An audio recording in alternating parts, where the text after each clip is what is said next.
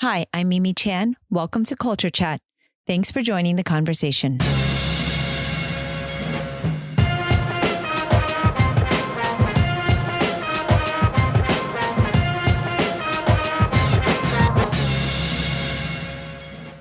Marissa Meyer is the USA Today and New York Times best-selling author of Heartless, the Lunar Chronicles, and the Renegades trilogy. I am a huge fan of Marissa's work and the incredible worlds she creates. Marissa has the ability to transport you to another place and fall in love with the characters. I am really looking forward to her new book, Instant Karma, which will be available on November 3rd. It was great to speak with her again and check in during this crazy time of COVID-19.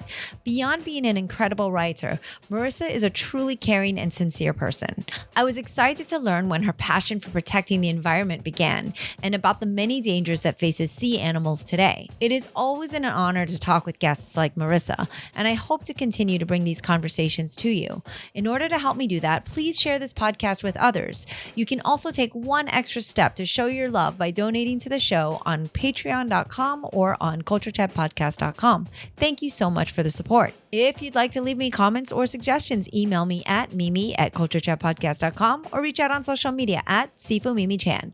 Now on with the show. Hello, Marissa Meyer. Thank you so much for joining me on Culture Chat again. Thank you so much for having me. I am super excited to be back. Yes. Well, as one of my pretty much favorite YA novelists, I am pretty much extending this open invite to come on whenever you just feel like it. So awesome. What do we got to talk about today, Mimi? Let's do this. I know, right? So now you're a fellow podcaster, so we have some empathy stories I'm sure we can share. But before we jump into that, last time we spoke was actually in February, and it was right before Was it really? insanity of COVID-19. Like things were so great in February when we spoke. Things were wonderful. We talked Cinder. We got to like geek out. And then, I just recently had the wonderful Marie Lu on the show. And I'm like, I love the usual YA dystopian novels that, a lot of the ones that she writes as well. But lately it's feeling a little too real world where, you turn the TV on and there's a deadly pandemic and there's no vaccine. And it's pretty much how every bad, dystopian future story starts. And so it's just been a challenging year for so many people, but on so many levels beyond the pandemic. Mhm. And I'm ready to fast forward to the end of the trilogy where like your hero saves the day. So if you could write that in for me. But what's been kind of the most challenging or difficult part for you during all of this? Oh my gosh. No, I know it's been so funny this year how many people, my first series, which the first book came out in 2012 with Cinder, very much revolves around this worldwide pandemic and, this plague that's spreading across the world. And then also like the bigger themes of the book talk a lot about prejudice and injustices. And so a lot of readers have been coming to me and like, are you a prophet? Like, how did you know? How did you know this was coming? So, I'm sorry, I didn't know. But yeah, so it's just a roller coaster of a year. And oh, what am I struggling with? I've been really surprised how much just kind of the overall anxiety of the world has affected me this year. By and large, I don't think of myself as an anxious person. I feel like I have a lot of habits in place that really help me cope with stress. And I'm fairly good at time management and keeping, dibs on my mental health and all of this. But this year it's been hard. It's been hard to create. It's been hard to stay focused. So I don't know, taking it one day at a time and, doing the homeschooling thing and trying to really focus on family and having that quality time as much as we can. But there are definitely challenges involved. Yes. Well, I was thinking that you must be doing really well because you immediately channeled it into writing with this incredible short story, revisiting all of our wonderful favorite characters from the Lunar Chronicles. And I will link that here for our listeners. But basically, you did a version of now, of course, your main story is, of course, about a plague that's across the world and everything, but the universe rather. But like, you basically this really amazing quarantined on a ship with our favorite characters, and how Winter was stress baking, and Wolf and Aiko are leading virtual fitness classes. I just thought, oh my God, there's like literally you hit up every single person's. Someone is doing one of those things, binge watching, or one's healthcare hero. It was like amazing. I'm like, wow. Well, she's obviously handling quarantine well, and her creativity is still all in. And you're able to come up with this amazing story with we're all in this together, and it was really wonderful. So Well, I thank thank you for you. that. Oh, I'm glad you enjoyed it. It was so fun to write. I was very much like, because you're watching the world and you're seeing how different people are reacting and how different people are coping, and I'm fascinated by that, and just like, what do humans do in times like this? And so it was really fun for me to kind of look at this cast of characters that I know really well and that I'm really attached to, and kind of go back to their story and think, well, how would they be handling this? And each one would kind of be coping in different ways and figuring out what's working for them. So yeah, it was a fun one to write, and also fun just to be back in the world and just to go hang out with those characters for a little while again. Yeah, yeah. And I was, of course, that doesn't mean, I know you just shared that there has been anxiety and there's been a lot of difficulty, and it does affect your creativity. And I know that you have a lot of these conversations with a lot of the writers on your show about restoring lost focus and finding that creativity, because just because there's all these outside factors does not mean, especially for you, you're launching a new book soon, but that you must stay creative, you want to try to stay into that. So how do you generally restore your lost focus? Yeah, I try to take time to just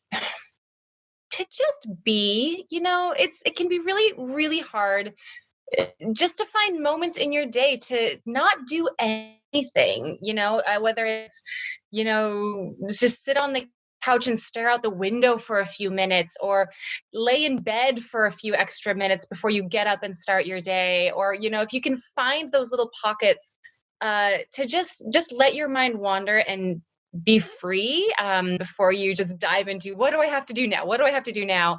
I find that if I'm intentionally taking the time to do that, then that helps a lot, and kind of helps keep me in the creative mindset, and also helps keep me in my story worlds a little bit longer.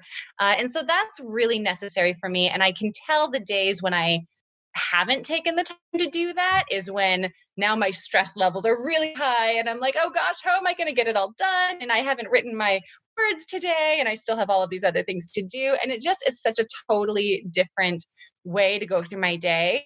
Whereas if I can, even find just 5 or 10 minutes to pause and relax and take it in, then I feel like, okay, I'm in control. I've got this. I can tackle this. So yeah, really just trying to find those moments whenever I can. Yeah, self-care has been a topic that I've discussed so much on this show, because of course we're all experiencing this madness together, and I think it's something very easily overlooked by each of us, that we just don't we feel guilty for taking a little bit of that time for ourselves, and Mhm. we really should not, because this is definitively a very crazy time in so many for so many reasons. But yeah, I think that self-care and allowing ourselves to sleep in a little, like you said, or take that moment to stay in bed. And yeah, it's something that's, I think, really hard for a lot of us, especially who are really productive like yourself. It's like go, go, Mhm. go. And so that's really, really great advice. And thinking Yeah. about that, sorry, go ahead. Oh, I was just going to say, it's funny that you bring up the guilt aspect, because it's so real when you take time for yourself, or you take a moment of idleness where you're not producing anything. There is that guilt that comes with it. And that can be really, really hard to get past. And I struggle with that. I mean, I definitely have this mindset where I always have to be doing something, I always have to be moving forward on a goal. Or if I'm not moving forward on a writing project, I have to be folding clothes, I have to be doing dishes, I have to be blah, blah, blah. And but then to realize, like, a big part of my job and my career revolves around taking care of myself, and taking care of myself mentally and creatively. Like, if you can kind of twist the way you're thinking about it to realize that those moments are actually productive. It's just productive in a different way. You kind of have to think about it in a different way.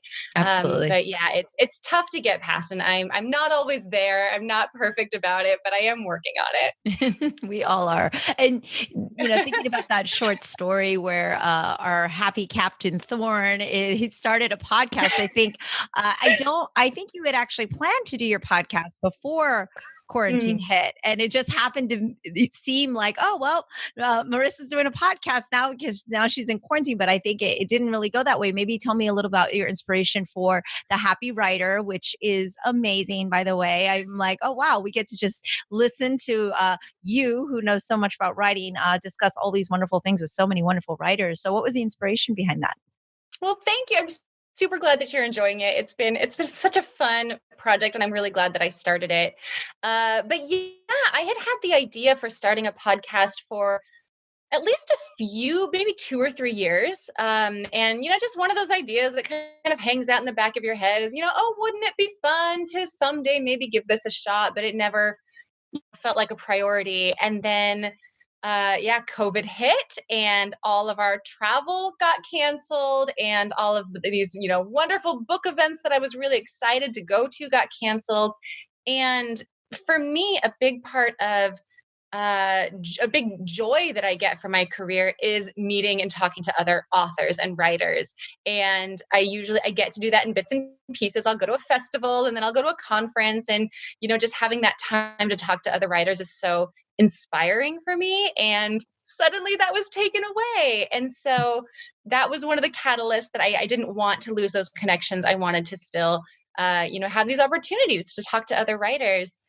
And then at the same time, seeing particularly debut authors who were having books coming out in the midst of this, and their events were getting canceled. They couldn't have their launch parties. They couldn't go on book tour. They couldn't go and do the signings at festivals. And they were just thrown for a loop. What do? You're not a known entity. You don't always have, a big marketing or publicity budget coming from your publisher. And a lot of them were really struggling to figure out, how do we get the word out about our books? How do we promote ourselves? And so I thought, well, this is one way that maybe I can be involved with that and kind of try to help. And so I thought, well, I'm going to start a podcast, and every week I'll talk to a different author who has a book coming out, and definitely a big focus on debut authors. And it's been great. It's been super fun. It's been very it feels very needed for me just to have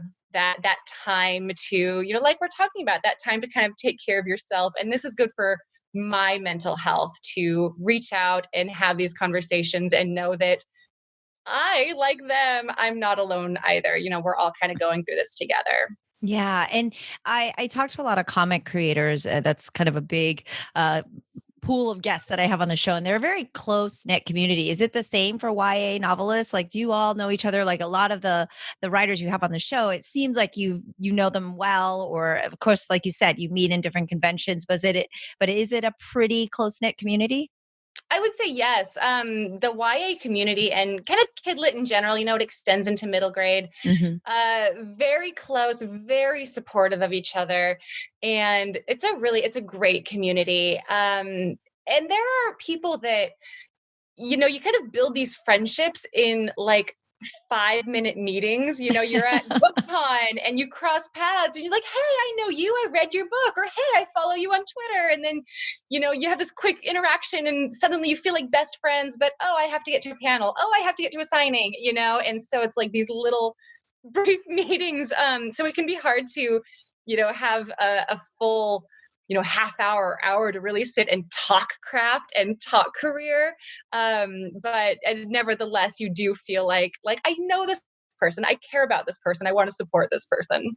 Yeah, and especially because I feel like, in my line of work, it's pretty specific. I teach kung fu, and so when I meet other kung fu teachers, like, we kind of are the ones that know what we're dealing with, what we're going through. We share the crazy stories, and I'm sure for you as well, as a writer, but of such a specific genre that is so beloved. And I feel like there's that empathy, like you guys have that support system where you can really understand one's lives, and that's probably why that connectivity happens so quickly, because you immediately know, wow, you got that trilogy out. Amazing. I know what that's like, or, and then Yep. it's just, you feel kind of that connectivity. So I think that's really cool. So I want to go right into it because I feel like it's going to have us talk about a whole bunch of other different things, which of course is what I do on this podcast. I go all over the place. I read an excerpt of Instant Karma online. I think it was in EW. Is it in EW? Okay, yeah. Mm-hmm. Yep. And I'm totally hooked. I'm super psyched. I could go on about it, but I'd rather you, who wrote it, explain to our listeners what it's about. And then there's so many things we can talk about with the content of the storyline in this. Thank you. I am so excited for this book. It is Instant Karma. It's coming out November 3rd, Election Day. Election Day, yes. Like it doesn't have a day. It's just Election Day. That's the day it's coming out. And yes, this is my first foray into contemporary YA, but it still has a little bit of a magical twist. And it is about a girl named Prudence who lives in this very small, kind of idyllic coastal town in California. And she one night goes out to sing karaoke with her best friends, and she sings Instant Karma by John Lennon. Well, immediately after that, she realizes that she has suddenly been gifted with the power of the universe to exact instant karma on the people around her. And she is, of course, super excited about this and immediately begins making use of it, punishing people for being bullies and gossiping or littering or, just all of these random things that she's seeing in the world that, this is wrong and this is an injustice and I can fix this. However, there is one person, a boy who was her lab partner in marine biology class, and they don't get along at all. They're each other's mortal enemies, and she can't stand this boy. However, every time she tries to punish him for something, it backfires. And so over the course of one summer, Prudence and Quint end up both volunteering at a sea animal rescue center. And Prudence kind of makes it her mission to try to figure out why her powers are not working on him. And through the course of things, there's a love story and they rescue some cute sea lions. And there's a little bit of a mystery story involved. And yeah, that's the book. And it comes out in November. And I had so much fun writing it. And I can't wait for readers to get it. Yes. Well, is there a reason that it is launching on Election Day? I mean, it's a very welcome distraction, if you ask me. I'm very happy about it, but I was like, wow, that's quite a memorable date. I know. I don't know why my publisher is doing that. That I'm not involved with that choice. Oh, okay. But I did have Heartless when it came out on the election day, okay. 2016. That must have been. And yeah, there again. I don't know why they would choose to do this, but I'm just, going with it. It's going to be a tumultuous week, no matter what happens. So if someone needs a happy escape, then I hope this book will fit the bill for it. Well, that will be me regardless, because I have so much, regardless of how well it goes, in my opinion, I have so much pent up anxiety over it that I will need this escape. And this just sounds like the perfect escape. I mean, I also couldn't help but go, man, I really wish I had instant karma right now, but I feel like that whole question of, is the revenge worth it? How does that backfire? Like, I feel like because I have these deep feelings of wanting this instant karma on the president, in my opinion, but I just feel like that would backfire on me, and then it would be this horrible thing. So I feel like you kind of may tackle that, like, is revenge worth it, or is having that power, kind of a positive or a negative? And I guess I don't know. What do you think? Yeah, no, it is definitely something that gets played with a lot in the book, and I'm with you. Like, this book was so vicarious for me. I loved having this power, because how often do you go through life and, yes, there are big things that you want to punish someone for, president being a great example. But then there's small things, when you see in the midst of wildfires and you see someone throw a lit cigarette butt out the window of their car, like things like that. It's just like, why can't I do anything about this right now? So that was definitely a really joyful part of writing this book for me was getting to actually do something about it, at least in this fictional world. At the same time, so for me, one of the seeds of this idea came years and years and years ago, way back when I was a teenager, and was driving on the freeway and saw an erratic driver who kind of zipped by me and cut me off to take the next freeway exit, and completely freaked me out. I was not a confident driver at that time. And I remember then thinking, I wish that I could just snap my fingers and this person would blow a tire and, get what they deserve. Right, right. But then, of course, you immediately think, but if that happened, they would probably lose control. And what if they crashed into somebody? And what if someone got hurt? And, all of these, this cascading effect of, well, maybe I shouldn't do that. Maybe that wouldn't be a good thing. And so that was the catalyst for this idea that's kind of been ruminating in my imagination now for, what are we, almost 20 years later. And so that's definitely something that kind of gets played with, as far as if you did have this power, how much of it would lead to good and how much of it would maybe lead to more trouble. And there's also this idea of, Prudence, she really has this idea in her mind of what is good and what is bad, and she doesn't see a lot of gray areas. And so there becomes this question of, just because something in her mind is deserving of punishment, what about that person? What do they think? What are some different perspectives on how we see the world? And what is good and what is bad? And there are a lot of gray areas there. So that was another thing that I played with a lot throughout the story. Yeah. And again, so very fitting for the election day release, because I feel like that is where we're at. And we're in such a divisive time that something, I know it's a lighthearted story and it is something that's supposed to bring joy, but I feel like you always somehow, even amidst a fairy tale interpretation of a story, always are able to tackle really, really deep and important issues, which is exactly that. Like, can we listen and understand there are always other things going on for people? Or, for example, that car could have been rushing because they got a call that their family member had just had a heart attack, or, we don't know, and I, like Exactly. you, do the same thing. My immediate gut reaction is like, well, maybe if they just broke a toe, I mean, that would be okay, right? Like, how bad would that really affect them in the long run? I'm sure that'll be all right. I bargain with myself, or I like argue with myself, like what would be it?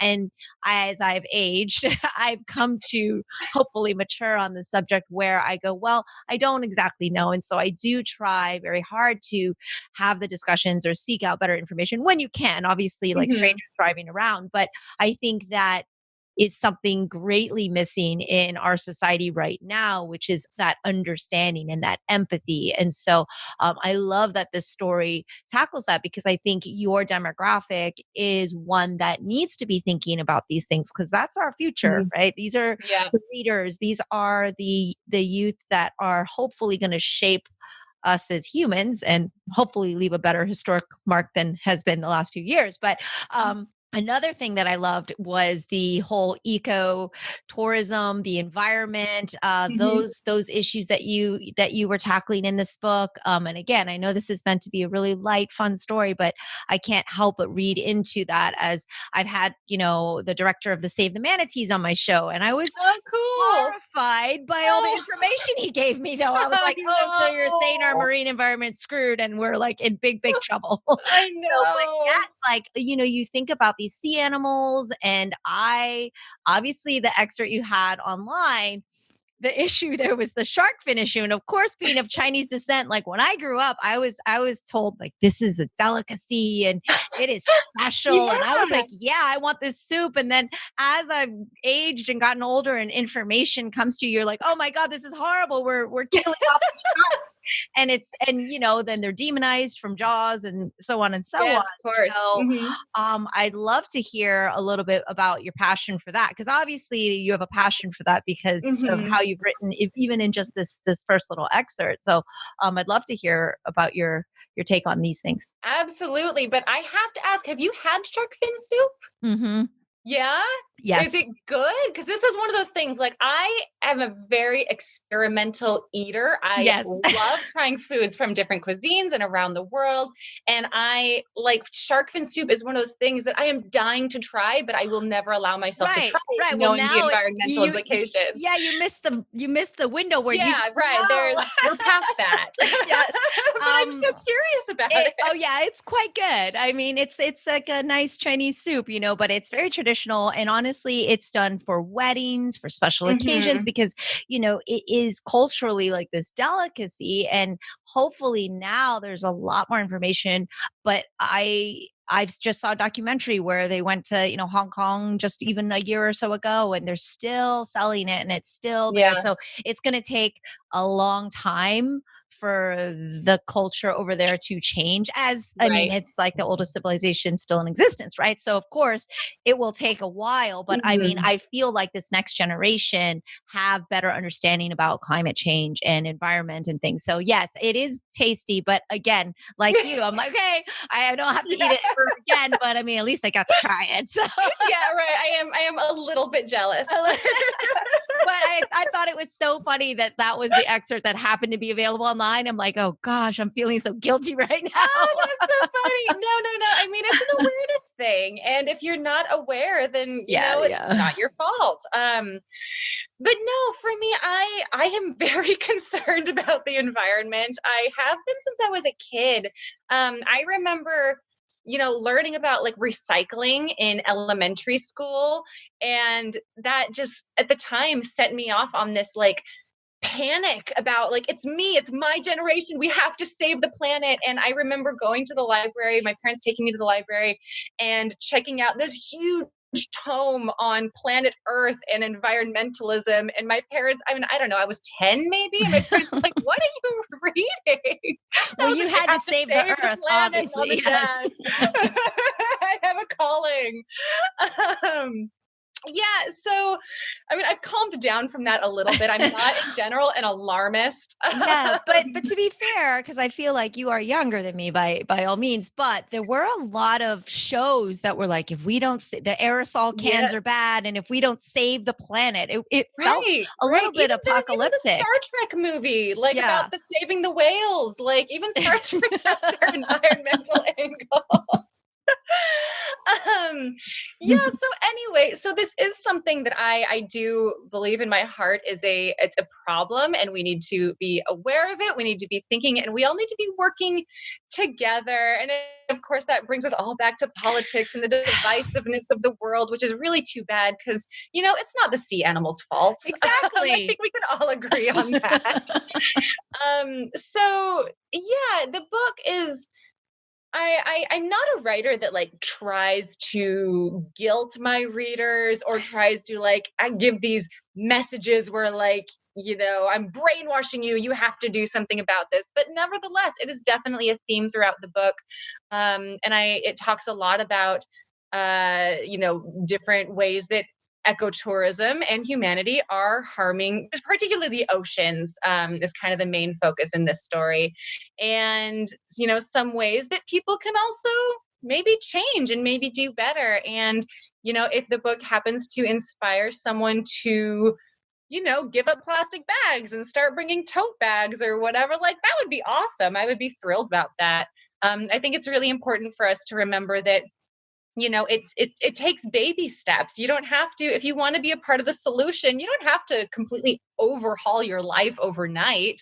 You can start by making small changes and start by requesting that the restaurant doesn't bring you a straw, or buying yourself a reusable water bottle, or I mean there's just a million different things you can do, but you can take it one thing at a time. Yeah, I think that's the part that people have that issue with. It's like you have to be kind of all in, or, oh, does it really matter if I recycle this water bottle, right? Like I think Hmm. there's this it's not that people maybe, well, some people don't believe in climate change, but it's not that people don't want to protect animals or that they want whales to die. It's just that they don't actually believe their actions make a difference. And I Yeah. think that's where you and I definitely see eye to eye, that 1% better is 1% better, not 1% worse. And I think Mhm. those little things do matter. And again, it was just one excerpt, but of course I live in Florida. And so I'm reading this thing. I'm going, yeah, this sounds like a great project plan that Prudence has come up with.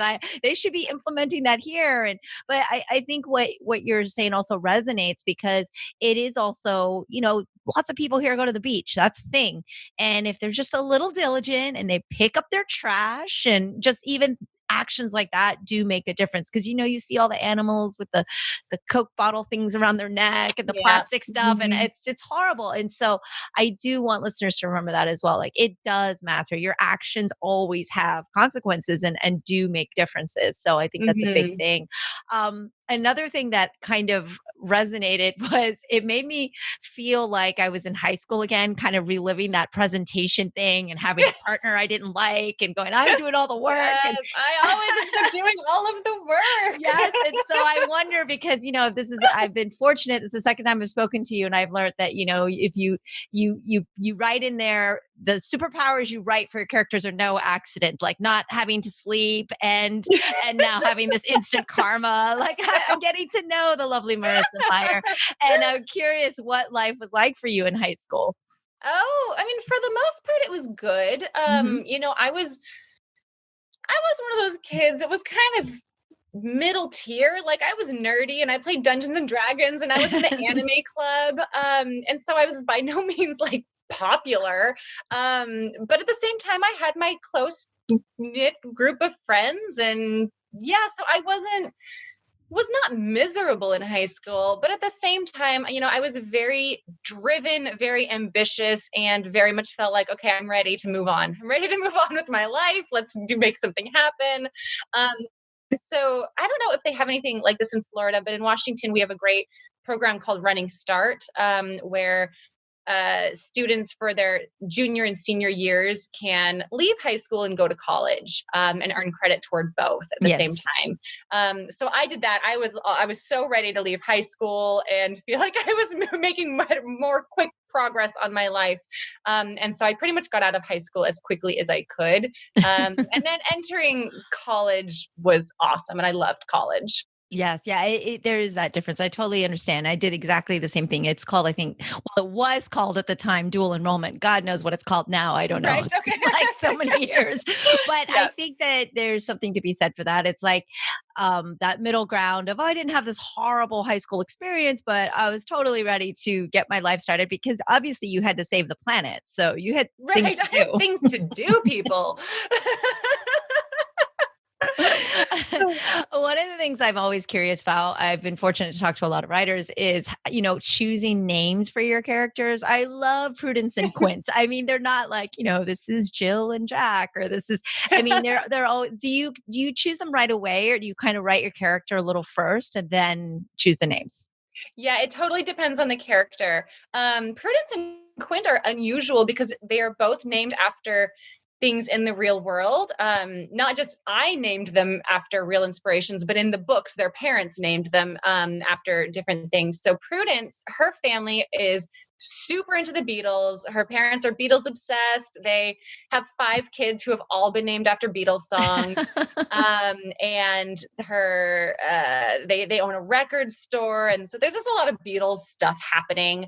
And so Prudence is of course named after Dear Prudence, which is a song that I love, and one that kind of comes to play a role throughout the book as well.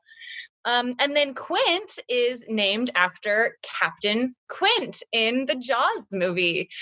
Yes. And so, which is fun because for those of you who have seen Jaws, like Captain Quint is this really curmudgeonly, surly, resentful old sea captain. Whereas my Quint like couldn't be any different. He's so relaxed, so go with the flow, like, just smiles and happy and friends to everybody. So personality wise, very much not inspired by that character. But I knew that I wanted to bring Jaws, the movie and the phenomenon, into the story. And so that kind of gave me that in a way to talk about it. And so what I think is interesting about Jaws is that, on one hand, it is responsible for so much hatred toward sharks and so much fear around sharks. But the author, and I'm drawing a blank on his name now, but the original author of the book Mhm. the movie was inspired by, in his later years, he became a huge advocate for sharks and shark conservation, largely in part because he'd seen the damage that his book and this movie had done to the poor guys, Yes, the poor yes. creatures. And I just think that's fascinating. And so I wanted to, find a way to roll that into the story as well. Yeah. So with those two characters, their names were inspired by other things, which doesn't happen very often. Hmm. Yeah, I am one of those people that Jaws had a huge impact on. I wouldn't even get into a pool. And this is like the second Oh time I've been wow. talking about sharks now in the last week, which is interesting, but I'm obsessed with them even now. Like, if I don't really social media, but if I do, I'm watching white sharks. I'm watching shark videos. I Yeah. can't stop. Shark Week was like my thing. But I'm still definitely afraid. Like, I won't scuba dive. I won't do anything because it's their world and I respect that. And if Mm. I know they're not out to get me, but I still think I might look like a baby seal to them no matter what. Yeah, Like, I don't right. care. Like, I feel there's no way. I'm just, it's one of those things that I'm definitely afraid of. And I remember in college, there was a thing where like you could go to this big pool and they would put Jaws on the screen and you could sit in a tube while watching it. And I was like, Okay, oh, hell no. cool. Oh, did you rewatch the movies while you were writing this? Did you have Oh to go yeah. in and submerge yourself? Yes, my husband is a huge fan. I think I'd seen the movie once a long, long, long time ago, but didn't really remember it. Oh, okay. But it's my husband's favorite movie. And we have two daughters. They're 5 now, but starting at maybe like 2 years old, one of them, my daughter Delaney, just became obsessed with sharks. Oh. And we had a book about Eugenie Clark, who was a scientist like back in the 40s and 50s and I don't know, maybe 60s and 70s. I'm not sure how long her career was. But she was like one of the first female scientists to do a lot of work in studying sharks. Mhm. And so we have this picture book about her, and that led to this kind of obsession in one of my daughters about sharks. And so we started watching shark documentaries, and every toy she had was sharks, and she wanted to wear sharks on her clothing and just all of this. And at one point, I think we were looking up maybe Shark Week or shark documentaries on our TV, and the Jaws poster, the Jaws, movie image came up. And again, she was maybe only 2 or 3 at the time, and she wanted to watch it so bad. And she was and we no, honey, it's too scary. It's too scary. And we put it off for maybe a year or so, but she just begged and begged and begged. And so finally we did. We let them watch it, and they were maybe, I don't know, 3, maybe going on 4 at the time. And she loved this movie, and it became her favorite movie. And I don't know how many times she's watched it now. I know it's kind of weird. There's a part of me that's like, I don't know if this is really healthy. But she definitely, she's rooting for the shark to win in this movie. See, that's great because she had all the education about it before watching the movie. I think that's the key here, right? I think that's the key is that she's not voting for Captain Quint. I know that much. Right. She's like, yes. Just when you thought it was safe to go back in the water, I'll show you. Yeah. Wow, that's amazing. Yeah. So that definitely also, influenced the book. And so I don't know how many times I've watched it now, but wow. Well, it's amazing at how iconic it is. And you can just hear 2 notes of the beginning of that theme song. And you know what it is. Even people who've never seen the film know. I mean, that's kind of incredible. But yes, it did do really horrible things for sharks for a long time. That was one of my favorite things when the girls, when we'd first watched it with them. And I remember Delaney saying, Mom, if I was swimming in the ocean, I wouldn't be scared of getting attacked by a shark because as soon as I heard the music, I would get out of the ocean.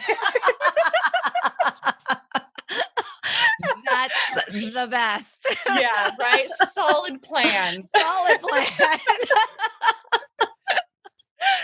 Oh my gosh. Well, that's what Shark Watch needs to have then. They just need to have on big speakers like the sound and everyone will be out of the Yeah, ocean. now you Wow. know. Now we Oh know. gosh. Oh my God. I love that. Another thing I talk to a lot of writers about is like that inspiration, but the research part, I find that like fascinating how much you end up learning. And, but I also find it interesting. A lot of people have said they've had to do some crazy things for research. And a lot of your stories are very, there's magic and fantasy and things. So it's not like you can just pick up, shooting lasers or lightning bolts from your fingertips. But have there been anything kind of crazy that's out of what your norm would be that you're like, I'm doing this for research or for any of your books? In I wouldn't say it was crazy or out of the Mhm. norm, but with Instant Karma, I did get to go to an actual sea animal rescue center Oh, nice. down in Laguna Beach, California. It's called the Pacific Marine Mammal Center. And oh, it was so great. We went and, it's open to the public to come. They mostly rehabilitate seals and sea lions. And so we just went on a Saturday. We were down in town for Comic-Con. And so just went, and the Dawsons, gave us so many wonderful stories about different animals that had been rescued. And some of the stories ended up becoming, I just pretty much took it word for word and then put it in the book about different ways that animals have been found and rescued. And also some sad things, a sea lion who was found with like 27 fishing hooks in his skin, Oh, really some of it's very tragic. But yeah, so that was cool. And then when I told them, I'm a writer and I'm working on this book, and then they let me go into some of kind of the behind the scenes areas that the public does not usually get to go into. So I felt cool. very VIP, and got a lot of my questions answered and really got to, see some of the behind the scenes workings and get a feel for the setting and all of it, and really helped a lot to bring some authenticity to the sea animal center in the book. So that was great, and I really enjoyed it. Yeah, that sounds super cool. Was that last year That or 2 years ago? was, yes, that would have been, July of 2019. Yeah. So that Mhm. is actually when we met. It is, that's right. And so Comic I didn't know you Con. were off to the Pacific Marine Center at the Yeah. time, but did your family attend with you? My husband was there. Your husband was Mhm. there. Okay. Okay. That's Yeah, yeah. awesome. The So girls were back at home with the grandparents, I'm sure. yes. Yeah, I'm sure they were having a great time. Yes, I'm sure someone was watching them. Yeah. Well, obviously they were watching Jaws all weekend. It Yes, was a right. binge Jaws fest. Mhm. Oh gosh, that is so amazing. Well, I'm super excited about it and I will link everything here, but you can pre-order Instant Karma and on election day, don't watch the news. Just sit there and read your copy of Instant Karma. It will be much more enjoyable. I can tell you that. I can Thank you. get I hope that it helps some people, take some time for themselves that day. I know it can be really, really hard to not obsess over the Mhm. numbers as they're coming in, but if Yeah, you no. need an escape, I'm offering this to you. Yeah. Well, I'm grateful for it. I think it's great timing. So, uh, another thing I wanted to pick your brain about is that your books, I'm always curious how things get categorized because I'm like, is it fantasy? Is it Mm, sci-fi? Is it because I have a little book club and we always discuss, and some people are like, well, I don't think I like fantasy. I'm like, well, what do you define as fantasy and what do you yeah, define right, as sci-fi? right. And I find it so interesting because Lunar Chronicles and Renegades are obviously quite different, but they can still fall into very similar categories. And Mhm. so I'm really just wondering, one is do readers determine this or do writers or do the publishers or and how do you define the difference between something like Yeah, fantasy that's a and great sci-fi? question. I'm honestly not entirely sure. A lot of it, I mean, the thing, it comes down to where is a book going to be shelved in a library or in a bookstore. Hmm. And those fluctuate. Those aren't set in stone. Yeah. Bookstores are constantly devising new areas, new sections as, young adult really has seen such an explosion over the last 10, 15 years. So it used to be where all the teen books were put together, and then it became okay, contemporary versus everything else, and now you're kind of seeing it, further segmented. So I don't know, I mean, I think it's mostly the publishers making that choice. Some of my books, like Lunar Chronicles, is very much science fiction. Heartless is very much fantasy. Renegades was kind of a question mark for me. Hmm. Like, it's it's a superhero story. What do we call that? Urban fantasy, maybe? I'm not really sure. Yeah, that's why I have a hard time with the description because I always Yeah. tell people to read your books and they're like, well, what kind of book? So then you can't just, you go into like a whole long thing. Sometimes I just want a quick, Right. like, I'm like, it's good. So just Right. read It's it a good because I books. said so.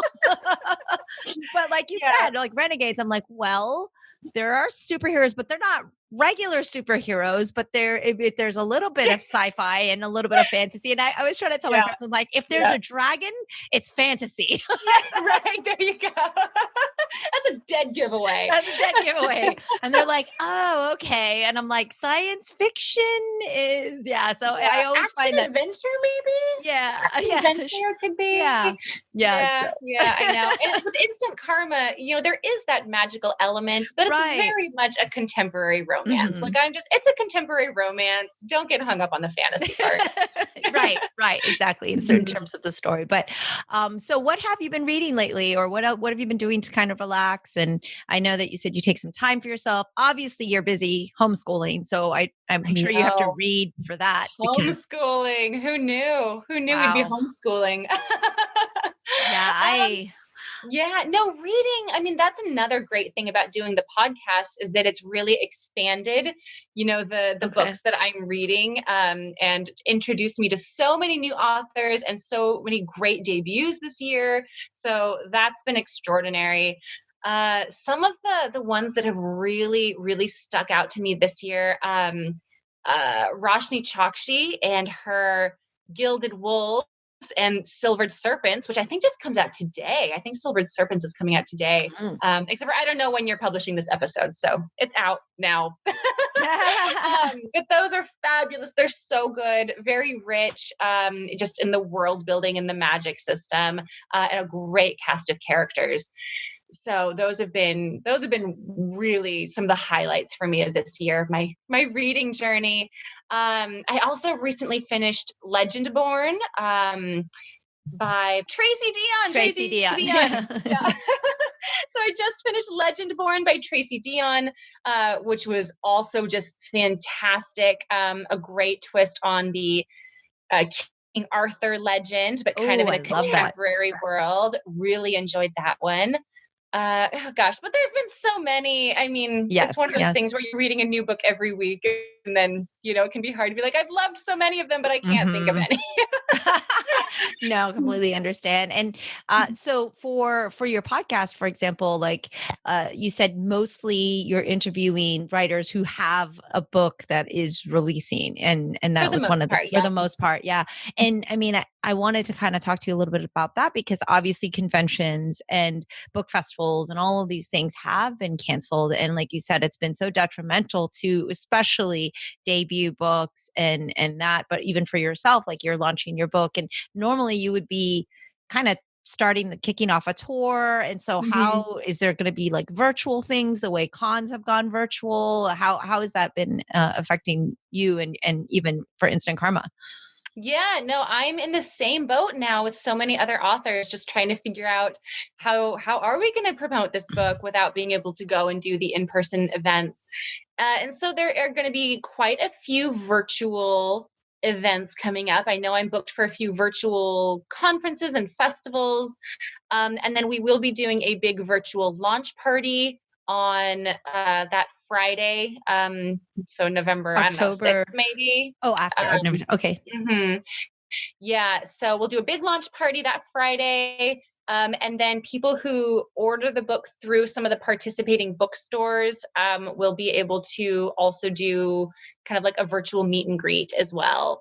Oh, cool. So yeah, and I actually don't have all the information. I think my publisher is planning to announce all of that next week sometime. Okay, So I'll hopefully by the just, time this goes up, people yeah, will be I'll able to link it find the here, and that information. way they can find the information. Yeah. And I know because it's been such a sad thing for you all, but also for your fans. They like to get their book signed. They like to kind of do all these different things. And I know there's a lot of the independent bookstores have been trying to do things where they do either a virtual, like you said, or have like a limited signing. And so that's another thing I always want to remind listeners about is supporting your independent bookstores because Mhm. it's super important.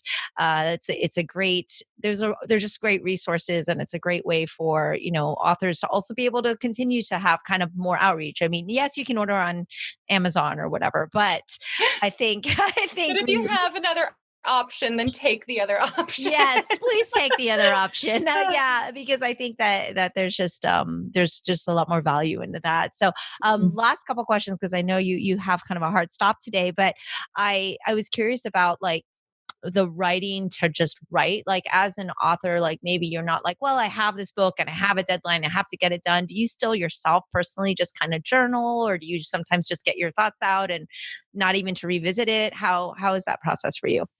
Yeah, I've never been a journaler. I've tried it in my youth. Would go, I'd start a diary for a few weeks, and then I'd lose interest. So that's never really been for me. But I almost always have a secret side project going on. And so if you think about it, like when I used to have a day job, like an actual job where I'd go into an office, and then on the side I would be working on these books and this dream of someday getting published. And I mean, it's just there's no expectation of something and nobody else knows about it, it's just more fun. I kind of get that. It feels more like a hobby that way. Now that writing books is my career, which I very much still enjoy, I obviously I choose to write stories that I'm really excited about. However, when you're under contract and you're under deadline, it just has a different vibe to it. So I almost always have, whatever is the project that I'm quote unquote supposed to be working on. And then I will also have a secret side project that nobody knows about. And if it doesn't get finished or it doesn't get done by a certain date, no big deal. It's just something for me to kind of explore and have fun with. And so right now I have one that I'm working on that is I'm kind of in the early researching stages of it, and it has been the most fascinating research that I've ever done for any writing project. Ooh. And so it's like I'll do this thing where I give myself 30 minutes every week to work on this secret side thing, and inevitably whenever I switch over to working on this thing, it's like I dive into this, Wikipedia or watching YouTube videos or whatever it is, and 5 hours later I come up from air and I'm like, oh, that's right, I had other things to do today. But it's so fun. And we'll see if anything comes of it. Of course, in the back of my head, I'm always hoping that it will, of course, eventually get published. But for now, it's just this fun thing that I get to work on for 30 plus minutes every week. I love it. I love that you have a secret project. Mhm. Um, and speaking of, the fact that you are a, best-selling author and you've hit it out of the park pretty much on your first major go, and then each book and series after that have also hit it out of the park. Does that pressure build every time you have a new book kind of coming out? Does it get harder and harder to feel like you have an expectation or to live up to something, or how does that work for you? Yeah, I would say it definitely did for the first couple of books, or even when you switch the first time I switched from writing the Lunar Chronicles to then writing Renegades. Mhm. We had Heartless in the middle there, but Heartless was still kind of a fairy tale. So I felt like, Mhm. okay, my readers, this is in the same genre. I feel like readers will follow me here.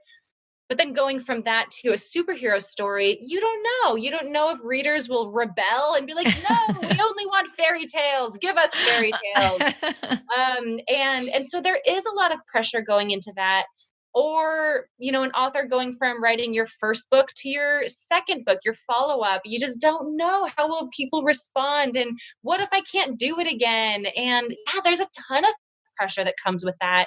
And I definitely went through it. And I guess there's still days when I maybe feel that, but I feel like at this point I've written enough books that I've kind of come out on this other side where now I'm much more focused on writing for me and thinking Mhm. like if I'm having fun and I'm enjoying it, then I just have to trust that it will find its readership as well when it goes out there. And so I don't let myself think quite as much as I used to about what will people, will they want this? How will they respond to it? I'm much better at keeping it focused on, well, am I enjoying this? And is this something that I would want to read? Mm-hmm. Yeah. And I will just say, I mean, I'm only one reader, but I've enjoyed all of your books. So keep Thank writing. you. And I appreciate that. of course. And for our listeners, November 3rd, you can be distracted and read Instant Karma. Let us know what you're thinking, how you loved it. I will link everything here for all of our listeners, and you can follow Marissa Meyer. She's got a ton of really cool things on her Instagram and is always putting up fun pictures and things that she shares. So thank you so much, Marissa, for joining me again on Culture Chat. And hopefully you will be lovely to come back and visit again. I would love to. Thanks so much for having me. This was great. That's all for today's episode. Thanks for listening to Culture Chat and hope you enjoyed the conversation. Please subscribe and rate my podcast. Feel free to leave me suggestions or send an email to mimi@culturechatpodcast.com or follow me on social media at Sifu Mimi Chan on Twitter, Instagram, or Facebook.